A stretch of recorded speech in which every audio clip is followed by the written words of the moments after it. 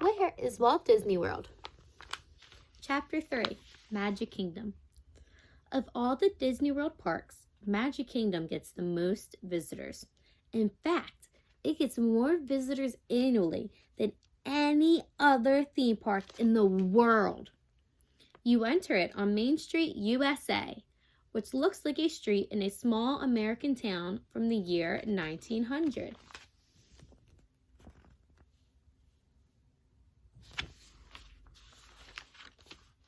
Some of the buildings were modeled after the Missouri town where Walt and Roy grew up.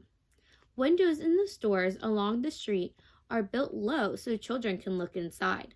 Here, you can board railroad trains for a ride around the Magic Kingdom. The red train is named for Walt. The green one is Lily Bell, named for his wife. At the end of Main Street stands Cinderella's Castle, soaring high with 27 royal blue and gold towers with 4 turrets. It was inspired by European castles and has a drawbridge and a water-filled moat. Though they look like stone, the marble bricks are actually fiberglass panels attached to a steel frame, then coated with plaster and concrete.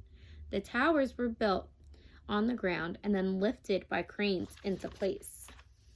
So here's people getting onto the train and then them building the castle. For flight safety, federal law says that any building more than 200 feet tall must display a flashing red light on top. Since that would have spoiled the fairy tale effect, Cinderella's castle is only 189 feet tall. It looks much taller though, due to the use of forced perspective. The bricks and windows higher up are smaller than those at the bottom. This fools your eyes into seeing that the castle is much taller than it really is.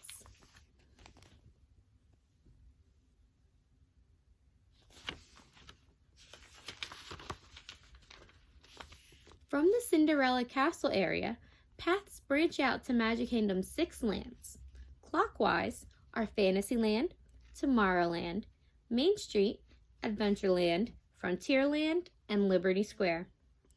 Fantasyland is all about magic and fairy tales, just like many of Walt's films. It has 4 castles: Cinderella's Castle, Prince Eric's Castle, Beast's Castle, and Rapunzel's Tower. Here's a picture of Rapunzel's Tower. Here's a little bit about Mickey Mouse. Of all Walt Disney's characters, Mickey Mouse is the best loved and most well known. Walt said that Mickey Mouse popped out of his mind during a train ride in 1928. He was going to name him Mortimer until his wife Lillian suggested that name Mickey. That same year, Mickey debuted in a short cartoon called Plain Crazy. It was black and white without sound. In those days, theater owners showed short cartoons before a full-length movie. However, no one was interested in Mickey. Walt didn't give up. Soon, he featured Mickey in another short called Steamboat Willie. It was a hit. Mickey whistled merrily, and his friend Minnie said, "Yoo-hoo!" This was the first cartoon with sound matched to the characters, making them almost appear to be talking. Walt himself would perform the high-pitched voice of Mickey in more than 100 cartoon shorts. Over time, Mickey's appearance changed a little. His tail disappeared, and he got white gloves. Today, Mickey Mouse is one of the most recognizable characters in the world. In China, he's Mei Lao Shu. In Italy, he's Topolino. And in Mexico, he's Ratoon Mickey. Walt Disney once said about his great, huge success: "It was all started by a mouse."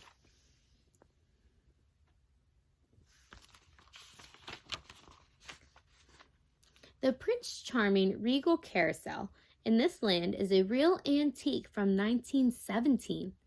At 60 feet across, it's one of the biggest of its kind in the world. Its 90 wooden horses on golden poles are decorated with colorful brindles, flowers, and shields. When the Disney Company brought the carousel in 1967, its horses were covered in many old layers of paint. After sanding that off, they were painted white because most heroes rode white horses in movies and fairy tales.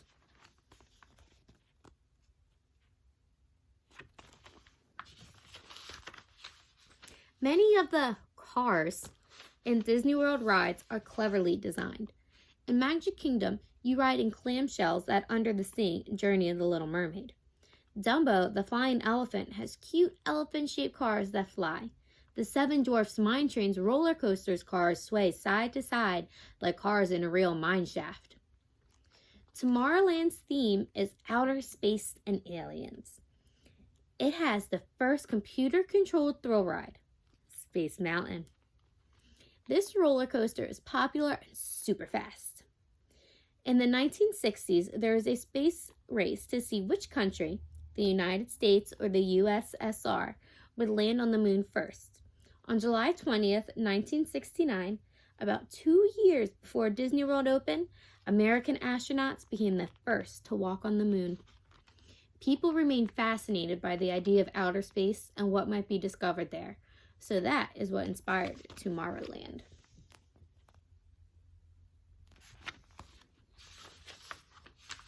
Walt was optimistic and excited about new technology and thought it would help the world and the future. At the Carousel of Progress, the audience sits in the seats that automatically rotate around a stage to discover how technology has progressed through time.